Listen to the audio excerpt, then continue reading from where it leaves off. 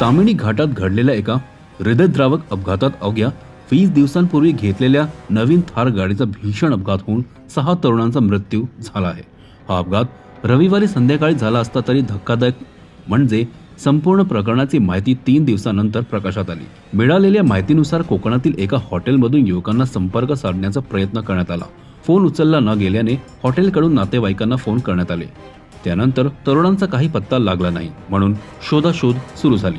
अखेर पोलीस आणि स्थानिकांनी तामिणी घाट परिसरात शोध घेतला असता गाडी दरीत कोसळल्याचे दिसून आले. अपघातात वाहन पूर्णपणे चकनाचूर झाले असून 6 तरुणांचा जागीच मृत्यू झाला. तामिणी घाटातील रस्ते अरुंद व वळणावळणाचे असल्याने येथे वारंवार अपघात होत असतात.